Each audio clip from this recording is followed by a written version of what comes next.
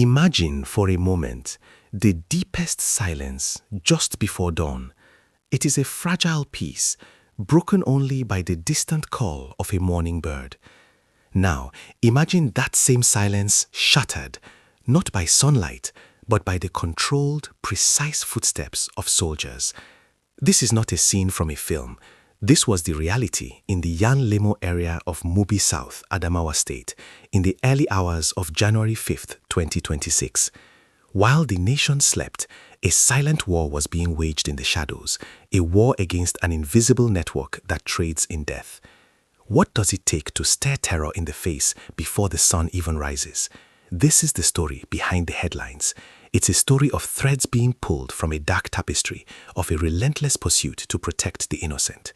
Today, we dive deep into the recent critical operations by Nigeria's Operation HADIN KAI, operations that struck at the very heart of a terror cell. Stick with me, because understanding this fight is the first step toward winning it. The story begins with an atrocity we cannot forget, the suicide bombing at Gamboru Market Mosque. The shockwaves from that attack did not just fade into grief, they triggered a relentless hunt. For the soldiers of OPHK, every piece of debris, every fragment of evidence became a clue. Their mission, to follow the cold trail back to those who made the bomb, who financed it, who hid the killers. This isn't just about catching the man who detonates the device, it's about dismantling the entire machine that built it. And that machine, viewers, is a network of people living among us. Does this idea frighten you as much as it does me, that facilitators of terror could be our neighbors? The breakthrough came from sustained silent surveillance. For days, perhaps weeks, eyes were on specific locations. Intelligence gathered, patterns observed, a picture formed. Then, in the blue-black hour before morning, they moved. A coordinated cordon and search in Yan Lemo. The target, a house that, from the outside, might have looked like any other. But inside, authorities believed, lurked key cogs in the suicide bombing network. 8 suspects were apprehended, among them 2 principal suspects. But what makes a principal suspect? It's not just about pulling a trigger, it's about providing the very means of destruction. Think about that for a second. A suicide vest doesn't materialize from thin air. It is assembled. It requires wiring, explosives, a detonator, ball bearings for maximum carnage. These components are sourced, paid for, and delivered. The troops' search of that residence was meticulous. They found cash, potential terror financing, mobile phones, digital troves of contacts and conversations, IDs, ATM cards, jewelry. Each item now under the sterile light of forensic analysis, each a potential key to unlock more secrets. But the most chilling moment came during identification. A suspect already in custody looked at the 2 principal figures and pointed a finger. His statement, these were the men who supplied the materials for the IED, the bomb makers' merchants. This is the gruesome reality of modern terrorism. It is a supply chain. It has procurement officers, logisticians, and financiers. They are the architects of chaos, while others become its delivery mechanism. The additional occupants in that house, now also linked, show how these networks are woven, through family, through community, through fear or ideological poison. All are now in military custody, undergoing what is undoubtedly one of the most critical phases, interrogation. Not for confession alone, but for intelligence. Every name, every location, every planned drop-off point they reveal can prevent another market, another mosque, another schoolyard from becoming a scene of horror. Do you believe that disrupting this support network is more crucial than ever in winning this war? But a bomb needs more than just hardware. It needs fuel. And this leads us to the second equally vital part of this story, just a day earlier. On January 4th, in Mayongoli, Maiha LGA, troops intercepted not people, but a cargo of potential fire. 45 jerrycans of premium motor spirit, petrol, about 1,125 liters of it. Imagine that volume of highly flammable liquid snaking its way through the countryside on the backs of donkeys or in hidden compartments of vehicles.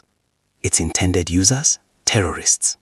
For generators in hidden camps, for vehicles for hit-and-run attacks, or as a key ingredient in constructing even more IEDs. The suppliers, the report says, fled on sight. They abandoned their deadly cargo, choosing their own safety over their mission.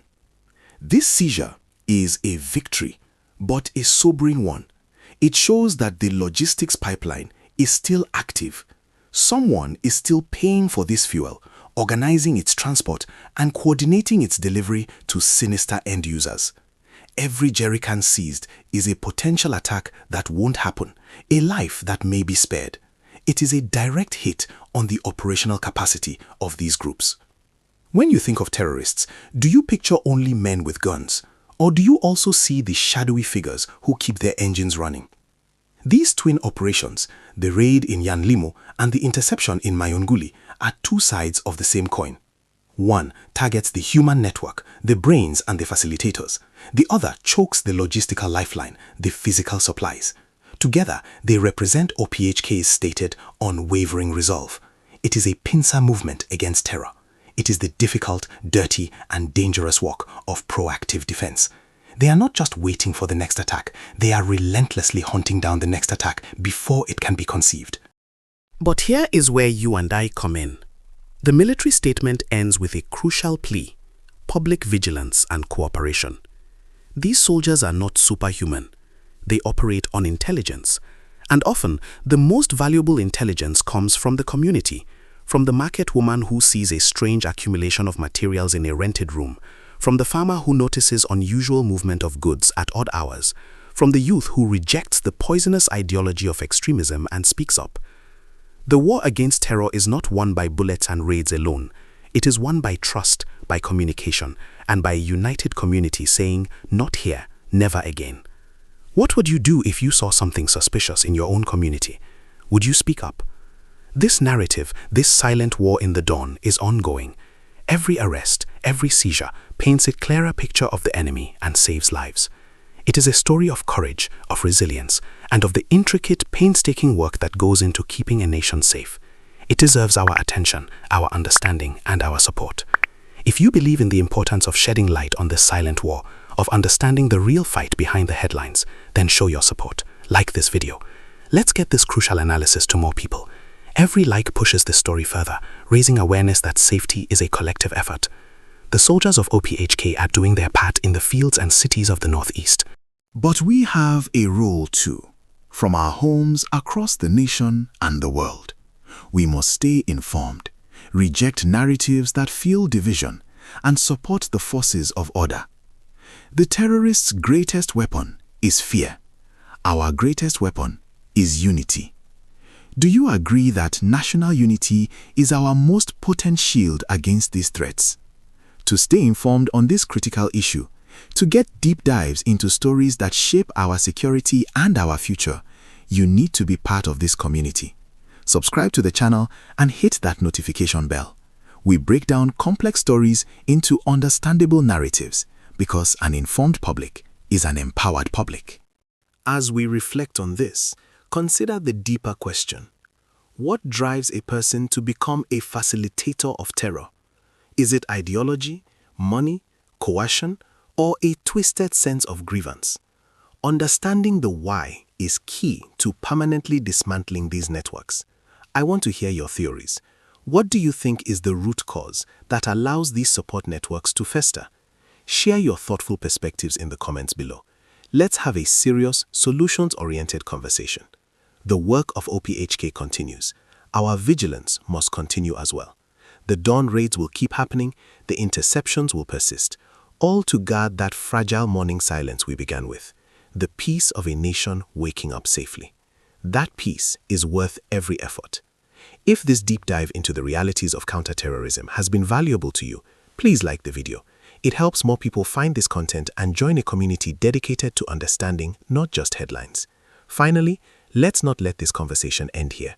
The path to lasting security is paved with difficult discussions and shared resolve. So once more, I urge you, subscribe to the channel. Together, let's stay informed, stay engaged, and stand united against those who seek to divide and destroy. Your voice, your awareness, and your choice to be part of this community matter. See you in the comments.